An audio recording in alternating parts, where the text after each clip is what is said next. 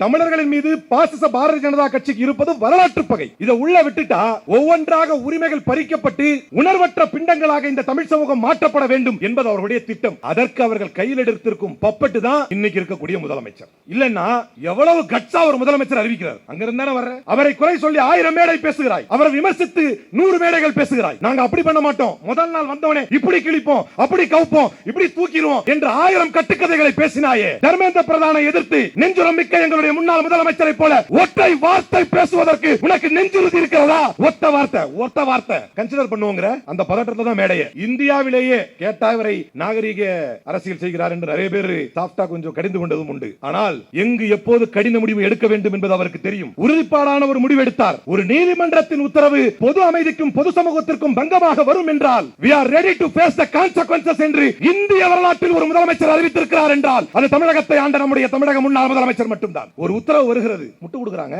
ஒருத்தனும் பேச மாட்டேங்கிறான். இந்த சோஃபா மாடலுக்கு பலியான அத்தனை தலைவர்களில் யாரும் ஒருவர் வாய் திறக்கவில்லை. அமைச்சரவையில் இடம்பெற்றவர்கள் வாய் திறக்கவில்லை. நியாயவான்கள் என்று யாரை பார்த்து வியந்து போனோமோ அவர்களும் வாய் திறக்கவில்லை. பாபர் மசூதி இடிக்கப்பட்ட தீர்ப்பு வந்தபோது எவனோ கொண்டாடத்துக்கு வீதிக்கு வரக்கூடாது, அதுல சோகத்தை காட்டுறதுக்கு வீதிக்கு வரக்கூடாதுன்னு வந்துச்சு தீர்ப்பு. ஆனால் யாருமே வாய் தரக்கூடாது, தீர்ப்பு வரும் பதில் சொல்லக்கூடாது. தீர்ப்பு வந்தது. அந்த தீர்ப்பை உலகத்தில் எந்த அறிஞர் எதிர்ப்பதற்கு முன்பாகவும், இந்தியாவில் எந்த அறிஞரும் சட்ட வல்லுநர் விவரிப்பதற்கு முன்பாகவும் தமிழ்நாட்டில் ஒருவர் வாய் திறந்தார். அதை பற்றி பேசினார். இது கட்ட பஞ்சாயத்து தீர்ப்பு என்றார். அதிசயத்தின் உச்சம். அவர் கூட வாய் திறக்கவில்லையே. இந்த மாடு அறுபடுவதற்கு தடை விதிப்பதை பற்றி நான் யார பேசணும் புரியுதா? வேதனை அந்த அளவுக்கு மோசமாயிருச்சு தமிழ்நாடு. அந்த பதற்றம் தான் நம்மை ஓட வைக்கிறது. இப்பதான் பார்த்தேன், கிராஸ் பண்ணி வரும்போது இங்க ஒட்டி இருக்கு பாத்தீங்களா பேனர், கவனிக்கலையா? சிங்கப்பெண் அதிரடி திட்டம் ஏதோ பாருங்க கொடுமைய. இவர் எங்க போயிட்டாரு? அவர் உதவியாளர் பங்கனுக்கு போயிட்டாரு. ஏண்டா கூலி படத்தை பார்த்தேன்னு ஒரு முதலமைச்சர் சொன்னது அவ்வளவு பெரிய பிரச்சனையாக்குனீங்களே. ஒரு அரசுக்கு பெண்கள் தினந்தோறும் கற்பழிக்கப்படுகிறார்கள். குழந்தைகளுடைய கற்புக்கு பாதுகாப்பில்லை. பச்சை குழந்தைகள் நடந்து செல்ல முடியவில்லை. வயது முதிர்ந்தவர்களுக்கு 61 வயது முதியவருக்கு பாதுகாப்பில்லை. சாதிய படுகொலைகள் நடந்து கொண்டிருக்கிறது. 6 பேர் தொடர்ந்து வெட்டப்படுகிறார்கள். தந்தை கண்முன், மகனின் கண்முன்னே மகன் கழுத்துல கத்தியை வச்சு தந்தையை கொள்வதை நீ பார்க்கணும்னு கொண்டு போயிருக்கான். சட்டம் ஒழுங்கு சந்தி சிரிக்கிறது. உனக்கு உன்னுடைய நண்பனின் திருமணம் கேட்கிறதா? திருமணமா என்னது? கல்யாணம் கூட கிடையாது. நம்ம தான் ஓவரா நினைச்சுக்கிட்டோம். கல்யாணம் எப்பயாவது லைஃப் டைம் ஈவென்ட் நினைச்சுக்கிட்டோம். பால் காய்ச்சது நீ தள்ளி வைக்க சொன்னா வைக்க போறோம். பெரியாருக்கும் எனக்குமான தொடர்பு என்பது ஒரு நன்றி கடன் தொடர்பு. 2016 அவர் சொன்னார், அதை சொல்லியிருக்க தேவையில்லை, எங்கிருந்து எப்படி மாறி வந்தாருன்னு. ஏதோ ஒரு போராத காலம் ஆகி போச்சு. 2016 இருந்து அப்போதுதான் மரியாதைக்குரிய தோழர் குளத்தூர் மணி அவர்களையும் தோழர் சுந்தரவல்லி அவர்களையும் அழைத்து, நான் அப்போ செங்குன்றத்தில் நம்முடைய அலுவலகம் இருந்தபோது அங்கே பெரியாரை பற்றி ஒரு கருத்தரங்கத்தை நடத்தி 2017 கிட்டத்தட்ட 10 ஆண்டுகள் ஆகிவிட்டது. என்றும் தந்தை பெரியாருக்கு நன்றி கடன் பட்டவனாகத்தான் இந்த நிகழ்விலே கலந்து கொள்ள வேண்டும்.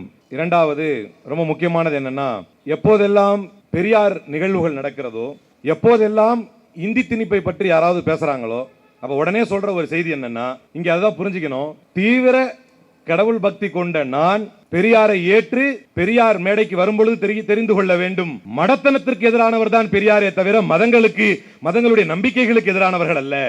அதாவது கடவுள் நம்பிக்கைக்கு எதிரானவர் அல்ல, அதன் பெயரால் கிடைக்கும் மடத்தனங்களுக்கு எதிரானவர் என்று.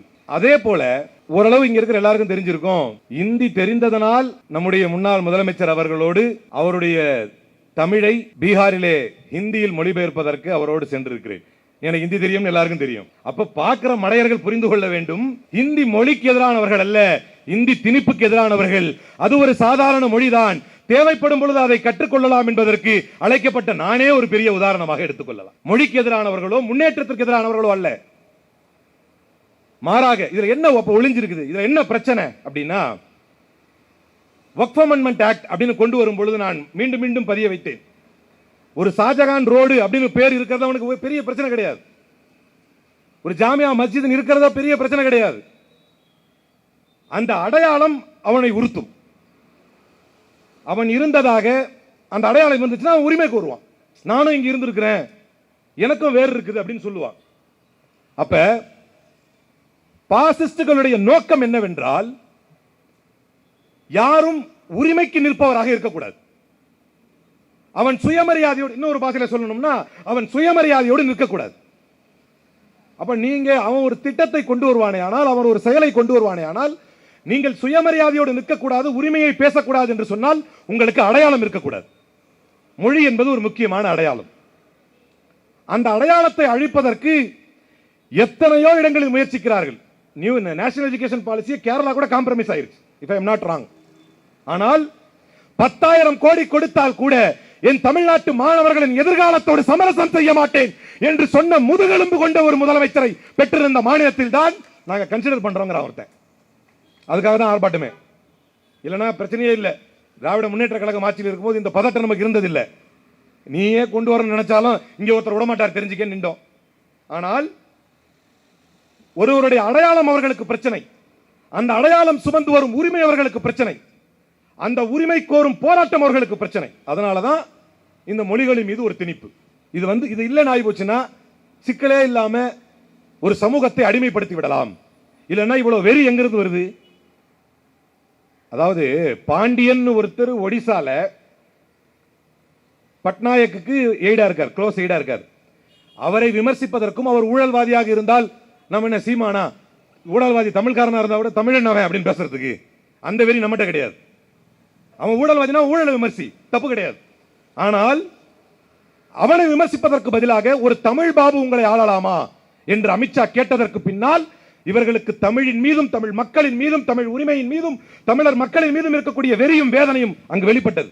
அது பத்தாதுன்னு இலை விரித்து சாப்பிடக்கூடிய தமிழர் கலாச்சாரத்தை பாண்டியன் மாதிரியே ஒருத்தனை கொண்டு வந்து எலெக்ஷன்ல, ஒரிசா எலெக்ஷன்ல பாண்டியன் மாதிரியே ஒருத்தனை கொண்டு வந்து அதை இலையை விரிக்க வச்சு அவன் சாப்பாடு போடுறான். அதை சாப்பாடை போட்டு அதுல வந்து மோரை ஊத்துறான். அவன் சொல்றான் ஒரிசாக்கார இப்படி சாப்பிடாத அப்படிங்கிறான். அதை காட்டுறான் வீடியோல.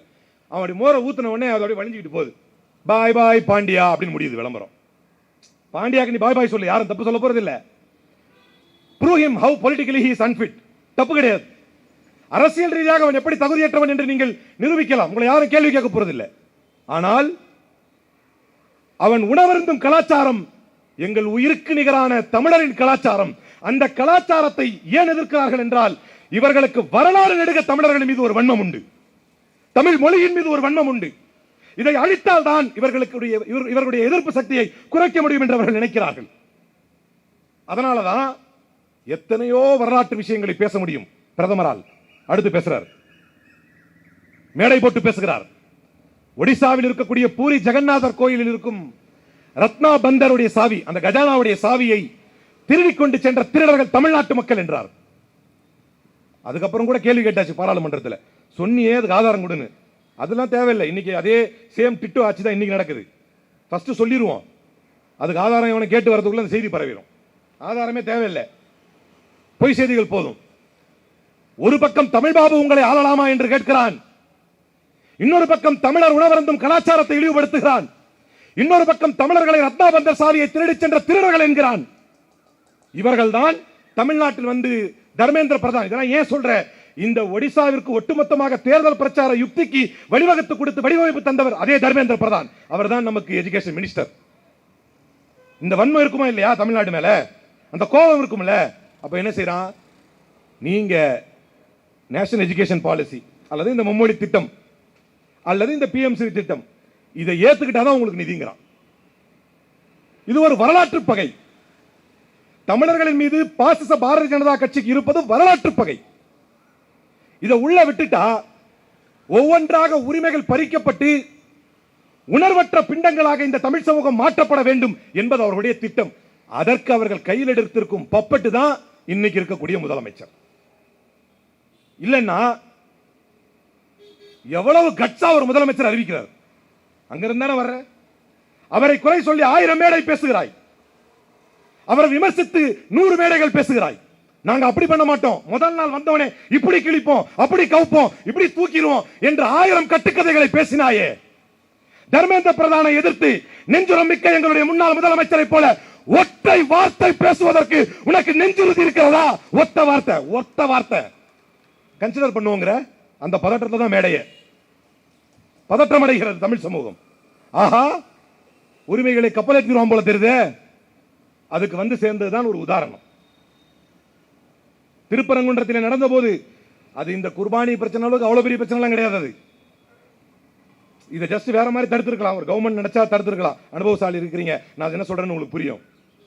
ஒரு கோர்ட் ஆர்டர் தூக்கிட்டு ஒருத்தன் வர்றான், இந்தியாவிலேயே கேட்டா இவரை நாகரீக அரசியல் செய்கிறார் என்று நிறைய பேர் சாஃப்டா கொஞ்சம் கடிந்து கொண்டதும் உண்டு.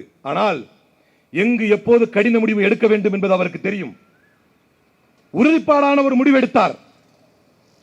ஒரு நீதிமன்றத்தின் உத்தரவு பொது அமைதிக்கும் பொது சமூகத்திற்கும் பங்கமாக வரும் என்றால் we are ready to face the consequences என்று இந்திய வரலாற்றில் ஒரு முதலமைச்சர் அறிவித்திருக்கிறார் என்றால் அது தமிழகத்தை ஆண்ட நம்முடைய தமிழக முன்னாள் முதலமைச்சர் மட்டும்தான். அவ்வளவு பெருசா பில்டப் தர தேவையில்லை. ஆனால் ஒரு உத்தரவு வருகிறது, முட்டு கொடுக்குறாங்க, ஒருத்தனும் பேச மாட்டேங்கிறான். இந்த சோஃபா மாடலுக்கு பலியான அத்தனை தலைவர்களில் யாரும் ஒருவர் வாய் திறக்கவில்லை. அமைச்சரவையில் இடம்பெற்றவர்கள் வாய் திறக்கவில்லை. நியாயவான்கள் என்று யாரை பார்த்து வியந்து போனோமோ அவர்களும் வாய் திறக்கவில்லை. பாபர் மசூதி இடிக்கப்பட்ட தீர்ப்பு வந்த போது எவனோ கொண்டாடத்துக்கு வீதிக்கு வரக்கூடாது, அதுல சோகத்தை காட்டுறதுக்கு வீதிக்கு வரக்கூடாதுன்னு வந்துச்சு தீர்ப்பு. ஆனால் யாருமே வாய் தரக்கூடாது, தீர்ப்பு வரும், பதில் சொல்லக்கூடாது. தீர்ப்பு வந்தது. அந்த தீர்ப்பை உலகத்தில் எந்த அறிஞர் எதிர்ப்பதற்கு முன்பாகவும், இந்தியாவில் எந்த அறிஞரும் சட்ட வல்லுநர் விவரிப்பதற்கு முன்பாகவும் தமிழ்நாட்டில் ஒருவர் வாய் திறந்தார், அதை பற்றி பேசினார். இது கட்ட பஞ்சாயத்து தீர்ப்பு என்றார். அதிசயத்தின் உச்சம், அவர் கூட வாய் திறக்கவில்லையே இந்த மாடு அறுபடுவதற்கு தடை விதிப்பதை பற்றி. நான் யார பேசணும் புரியுதா? புரியுது தானே? இல்ல கேட்கல, புரியுதான்னு கேட்டேன். வேதனை அந்த அளவுக்கு மோசமாயிருச்சு தமிழ்நாடு. அந்த பதற்றம் தான் நம்மை ஓட வைக்கிறது. அந்த பயம் நம்மை உந்துகிறது.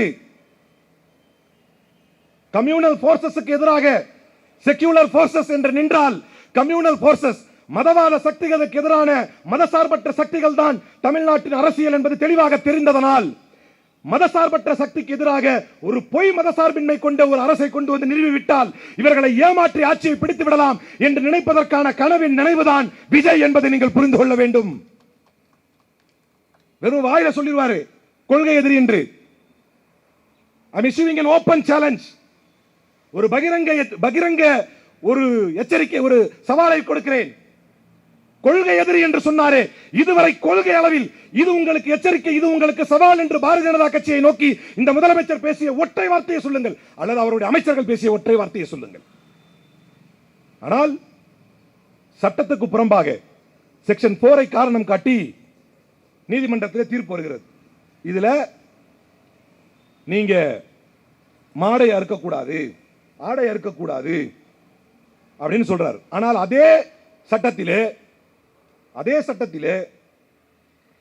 செக்ஷன் 12 மத ரீதியான விஷயங்களுக்கும் கல்வி ரீதியான விஷயங்களுக்கும் ஆராய்ச்சி ரீதியான விஷயங்களுக்கும், மதம், கல்வி, ஆராய்ச்சி போன்ற விஷயங்களுக்கும் மிருகங்களை கொள்வதற்கு, அதாவது அறுத்து பலியிட்டு உண்பதற்கு அனுமதி தருகிறது அதே சட்டம். ஆனா அவரு 1715 ஒரு ஜிஓவை காட்டுகிறார். சட்டம் படித்த எல்லோருக்கும் தெரியும், ஜிஓவை, அதாவது ஒரு லெஜிஸ்லேச்சரில் பாஸ் செய்த ஒரு சட்டத்தை ஜிஓ சூப்பர்சீட் செய்ய முடியாது. ஆனா ஒரு அரசாணையை வைத்து லெஜிஸ்லேச்சருடைய லாவை சூப்பர்சீட் பண்ணி ஒரு தீர்ப்பு தருகிறார். முட்டு கொடுத்தார்கள் அனைவரும் வந்து. இது ஏற்கனவே உள்ள தீர்ப்பா? 2023 தொடுக்கப்பட்ட வழக்கிற்கு 2024 விசாரணைக்கு வந்தபோது, முன்னாள் முதலமைச்சர் திராவிட முன்னேற்ற கழகம் ஆண்டு கொண்டிருந்த போது இதே போன்ற ஒரு வழக்கு விசாரணைக்கு வந்தபோது 2024 அடிஷனல் அட்வொகேட் ஜெனரல் மாநிலத்தின் சார்பாக ஆஜராகி நீதிமன்றத்திலே சொன்னார், இதற்கு சார்பாக இருக்கக்கூடிய, இதற்கு பக்ரீத் வரப்போகுது, நீதிமன்ற தீர்ப்பில் தெளிவா சொல்லுது, not in the eve of Bakrid or any other places. அப்படின்னா என்ன? இது பக்ரீத்துக்கு மட்டும் பொருந்தாது, சாமிகளுக்கு படைக்கப்படுவதற்கும் அதற்கு பலியிடுவதற்கும் சேர்த்துதான் தீர்ப்பு. இன்னொரு வழியில சொல்றதா இருந்தா, இது இன்னொரு ஜெயலலிதாவுடைய ஆடு மாடு அடுக்க தடை சட்டத்தின் இன்னொரு வழிமுறை என்பதை புரிந்து கொள்ள வேண்டும். ஆனால் பேசுகிறார்கள், முட்டுக் கொடுக்கிறார்கள். 2023 தொடுக்கப்பட்ட ஒரு வழக்கு இதே போல 2024 விசாரணைக்கு வந்தபோது, பக்ரீத் வருவதற்கு ஒரு சில நாட்களே இருந்த போது அரசு சார்பாக வழக்காடிய வழக்கறிஞர் சொன்னார், நீங்கள் முஸ்லிம்கள் தரப்பில் இருந்தும் அவருடைய பிரதிநிதித்துவத்தை கேட்காமல் இந்த வழக்கை முடிவு செய்ய கூடாது என்றார்.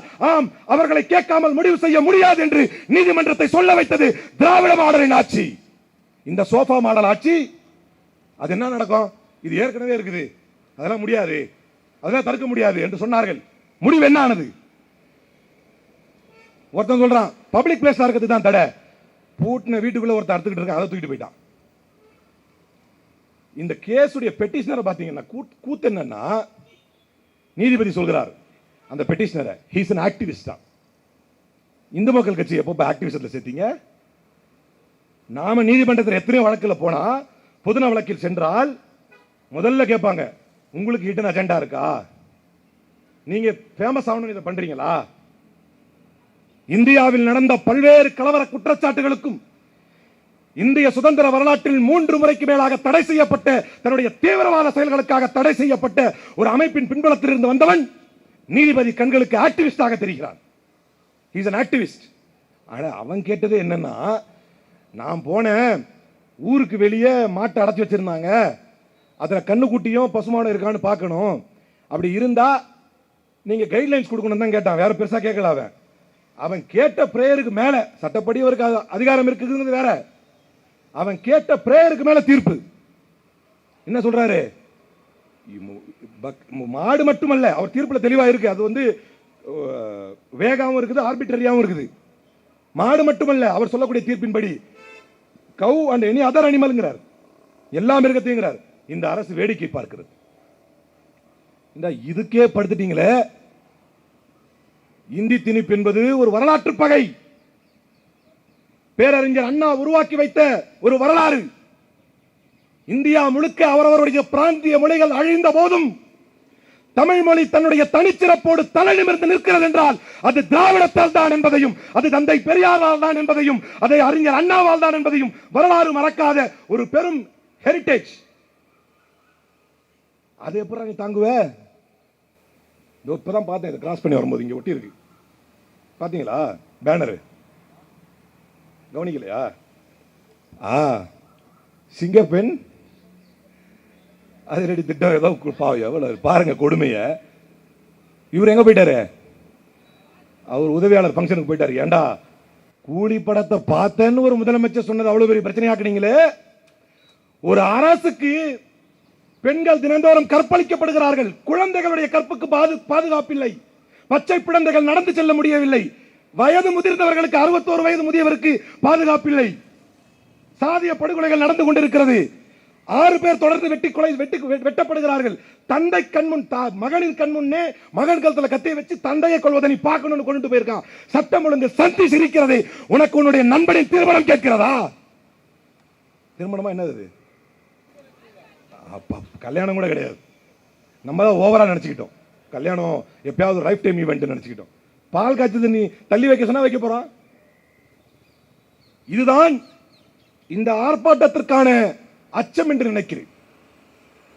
ஏன் இப்படி போராட வேண்டும்? ஒரு மொழிக்காக போராடுவது என்பது, அந்த மொழியின் மீது வெறி கொண்டவராக இருந்திருந்தால் ஹிந்தி தெரிந்த என்னை அழைத்து அந்த ஆர்ப்பாட்டத்தில் பேச வைக்க மாட்டார்கள். இந்தியை கற்றுக்கொள்ளும் ஆர்வம் அனைவருக்கும் உண்டு, இந்தியை தெரிந்து கொள்ளும் ஆர்வம் அனைவருக்கும் உண்டு. இந்தியை தெரிந்து கொண்டால்தான் நீ 8வது பாஸ் செய்ய முடியும், 10வது பாஸ் செய்ய முடியும் என்று திணித்து, உங்களுடைய மொழியின் மூலமாக உங்களுடைய கலாச்சாரத்தை திணித்து எங்களுடைய உரிமைகளை பறிக்க நினைப்பதற்கு எதிரான போராட்டம் தான் இந்த போராட்டம்.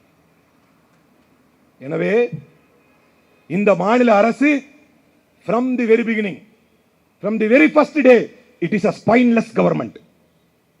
இது ஒரு முதுகெலும் பெற்ற அரசு. நான் ஆட்சிக்கு வந்த முதல் நாளே, ஃபர்ஸ்ட் நாளே he started excusing. கஜானாவை தொடச்சி வச்சுட்டு போயிருக்க பண்ணார், சுழற்றி காட்டினார் சாட்டையை முன்னாள் முதலமைச்சர். கொடுப்பதற்கு மனமும் செய்வதற்கு ஆற்றலும் இருந்தால் உங்களால் முடியும் என்றார். இப்போதும் சொல்கிறேன். எவ்வளவு வந்திருக்கு இப்ப மாசம்? 1000 ரூபாய். இவர் சொன்னது எவ்வளவு? 2500 ரூபாய். அதுவும் எப்படி சொன்னாரு? ஆட்சிக்கு வந்த உடனே முதல் நாளே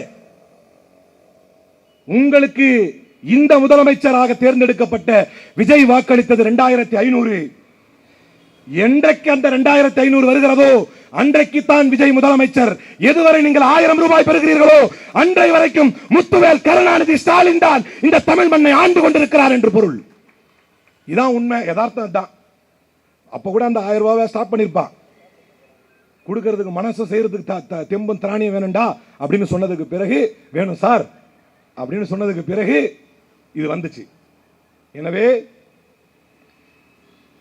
இது யாருக்கு தெரியுமோ தெரியாதோ, என்னை விட ஒருத்தர் ட்வீட் போட்டிருந்தார், ஏன் பாஜக இவ்வளவு மயான அமைதியா இருக்குன்னு. அவன் அமைதியா இல்ல, எல்லாம் மேல இருக்கிறவன் பார்த்துட்டு இருக்கிறான்ற மாதிரி இவர்கள் செய்யக்கூடிய அத்தனை அழிச்சாட்டியங்களையும் அத்தனை ஜனநாயக படுகொலைகளையும் கூட்டாட்சி வேண்டும் என்றார்கள் எங்கள் முன்னாள் கட்சிக்காரர்கள். அரசியலில் பகிர்வு வேண்டும் என்றார்கள். 2006 இருந்து 11 வரைக்கும் இதே போன்ற ஒரு நிலை ஏற்பட்ட போது 2006-11 கவர்மெண்ட்ல பங்கெடுத்தா கட்சி வளரும் அன்னை சோனியா காந்திக்கு தெரியாதா? தெரிஞ்சுக்கிட்டே அவங்க பங்கெடுக்கலையா? பங்கெடுப்பதனால் கட்சி வளரப் போவதில்லை. இதை அடிச்சுக்கிட்டானுங்க. இப்போ உள்ள ஒரு முஸ்லீம் மாவட்ட தலைவர், பெண் மாவட்ட தலைவர் ஏண்டா போட்டீங்கன்னு சண்டை உள்ள. இப்போ சரி, அதிகமாக நம்ம டச் பண்ணல அவங்க பாயிண்ட். இருந்தாலும் ஒரு ஜனநாயக படுகொலை நடந்து கொண்டிருக்கிறது. அவரை ஏன் நான் டச் பண்றேன்னா, அவர் உயர்கல்வித்துறை அமைச்சர். அந்த அமைச்சர் என்ன சொல்கிறார்? நீங்க கவர்னருடைய வரலாறு எடுத்துக்கிட்டீங்கனால only the Tamil Nadu government, the Dravidian government will be setting president. நீதிமன்ற வரலாற்று புத்தகங்களை புரட்டி பார்த்தால் ஆளுநர்களை புரட்டி எடுத்து அவர்களுக்கு தக்க பாடம் புகட்டி வரலாற்றில் உயர்ந்து நிற்கக்கூடிய ஒரு அரசாக திராவிட மாடல் அரசு திகழ்ந்திருக்கிறது. அதில் ஒன்றுதான் வேந்தர்களாக முதலமைச்சர் செயல்படுவார் என்பது. அதை கொண்டு போய் கேட்டா ஆக்சுவலா அவர் மேல தப்பில்லை. நடந்தது என்னன்னா, அவருக்கு அது என்னன்னே தெரியாது. அது கேட்கிற கேள்வி என்னன்னு உண்மை அதான். நீங்க ஏத்துக்கலனால உண்மை அதான். ஏன்னா அவரு எம்எல்ஏ ஆன கதை எனக்கே தெரியும். அவருக்கு பாவம் கடைசி நேரத்தில் அந்த இடத்த வேற மாதிரி ஒரு காஸ்ட் டைனமிக் சுத்தி லாஸ்டா இவருக்கு அவர் எம்எல்ஏவே அடிப்படின்னு ஆனாரு. திடீர்னு அவருக்கு மினிஸ்டர் அந்த பதட்டத்துல இருந்து அவர் மீள்றதுக்குள்ள நீங்க பாலிசி டிசிஷன் கொஸ்டின்லாம் கேட்ட எப்படி பதில் சொல்லுவார்? எனவே மக்கள் ஒரு கொடுந்தவரை இழைத்து விட்டார்கள். ஒரு கொடுந்தவரை இழைத்து விட்டார்கள். பரவாயில்ல. எதிர்த்து நின்று அரசியல் செய்யும் பொழுதுதான் கொள்கை என்றால் என்ன என்று ஸ்பூன் ஃபெட். இப்ப நம்ம திராவிட மாடல் ஆட்சியில் அதையும் பார்க்கிறேன். சைக்காலஜிக்கலி குழந்தையை தாளாட்டுற மாதிரி வச்சிட்டார் நம்முடைய முன்னாள் முதலமைச்சர். எல்லாருக்கும் அதுக்கு ஒரு திட்டம், புதுமை பெண் திட்டம், தங்க பெண் திட்டம், அந்த பெண் திட்டம், எல்லா பேரும் போட்டாரா, எல்லாருக்கும் தாளாட்டு படுற மாதிரி ஆயிடுச்சு. அவரை பார்த்தா எகத்தாளமாயி போச்சு. அவர் இதை விட சூப்பரா பண்ணுவாரு, அவருக்கு ஒரு சான்ஸ் கொடுத்தா என்ன அப்படின்னு கொடுத்துட்டாரு. ஆனால் இந்த தமிழ்நாட்டை உரிமை சார்ந்தும் உரிமை குரல் சார்ந்தும் இந்த மண்ணிற்கும் இந்த மண்ணிற்கு விடுக்கப்படக்கூடிய அத்தனை சவால்களுக்கும் முதலமைச்சராக விஜய் குரல் கொடுக்கிறாரோ இல்லையோ, என்றைக்கும் திராவிடமும் திராவிட முன்னேற்ற கழகமும் களத்திலும் குரலிலும் என்றைக்கும் ஒலித்துக் கொண்டே இருக்கும். அதை தாண்டி இந்த உரிமை பறிப்புகளை ஒன்றிய அரசு செய்யுமே. ஆனால் நான் ஏற்கனவே சொன்ன மாதிரி இது ஒரு உரிமை பறிப்பு. மொழி என்கின்ற வாயிலில் உள்ளே நுழைந்து விடலாம் என்று நினைக்கிறார்கள். அதை தடுத்து நிறுத்தி இந்த மாநில அரசு தன்னுடைய பொறுப்புகளை உணர்ந்து, திரும்ப தான் சொல்றேன், தன்னுடைய பொறுப்புகளை உணர்ந்து, அதற்கு மிகப்பெரிய உதாரணமாக இந்த பக்ரீத் சென்று விட்டது. ஏன்னா நியாயமா அரசு என்னன்னா சொல்றாங்க, ஒருத்தன் சொல்றான் விஜய்க்கு தெரிஞ்சிருக்காதுங்கிறான். இந்த வழக்கு வந்தது விஜய். டேய், நீ சொல்ற பதில், நீ தெரிஞ்சிருந்து சொல்ற பதிலோட மோசமானதுடா இது. விஜய்க்கு தெரிஞ்சிருக்காதுங்கிறான். முதல்ல அரசு தான் பாதுகாப்பு தரணும்னு சொன்னவெல்லாம் இப்போ பேரண்ட்ஸ் தான் பிள்ளைங்களை பத்திரமா பார்த்துக்கணுங்கிறான். இப்போ விஜய்க்கே தெரிஞ்சிருக்காதுங்கிறான். நியாயமா நம்மளெல்லாம் ஒரு அரசு அதில் உறுதியாக நின்றிருக்க வேண்டும், அதன் உத்தரவுகளை எப்படி அமல்படுத்த வேண்டும் என்று பாசிருப்பு கேட்டிருக்க. அவர் தெளிவா இருக்கிறார். இதனை எப்படி அமல்படுத்தினேன் என்றவன் சொல்லணுங்கிறார் நீதிபதி. கம்ப்ளைண்ட்ஸ் கால், இதனை எப்படி செஞ்ச அப்படின்னு காட்டணும் அப்படிங்கிறார். எனவே மரியாதைக்குரிய முதலமைச்சர் விஜய் அவர்களே, இந்த பக்ரீதிலே பலியிடுவது தொடர்பான வழக்கிலேயே உங்களுடைய முகத்திரை கிழிந்து தொங்கிவிட்டது. உங்களுடைய இயலாமையை மக்கள் பார்த்து விட்டார்கள். சட்டம் ஒழுங்கு சந்தி சிரிக்கிறது. ஆனால் உரிமை சார்ந்த விஷயங்களில் டீலிமிட்டேஷனில் எங்களுடைய தலைவர் முத்துவேல் கருணாநிதி ஸ்டாலின் அவர்கள் விட்ட எச்சரிக்கையை ஒன்றிய அரசே மறந்திருக்காது எனும் போது மாநில அரசுக்கும் சேர்த்து ஒரு எச்சரிக்கையை தருகிறேன். டீலிமிட்டேஷனின் போது மாநில உரிமைகள் என்று வந்தால் நீங்கள் 50களிலே 60களிலே கண்ட திராவிட முன்னேற்ற கழகத்தை பார்க்க வேண்டியது இருக்கும் என்று சொன்ன எச்சரிக்கையை அவர் வாயிலாக இந்த கூட்டத்தில் கூறி, அது ஒன்றிய அரசோ மாநில அரசோ உரிமை என்று வந்தால் திராவிட முன்னேற்ற கழகம் களத்திலே நிற்கும், உரிமைக்காக போராடும் என்று கூறி வாய்ப்பளித்தமைக்கு நன்றி கூறி விடைபெறுகிறேன். நன்றி, வணக்கம்.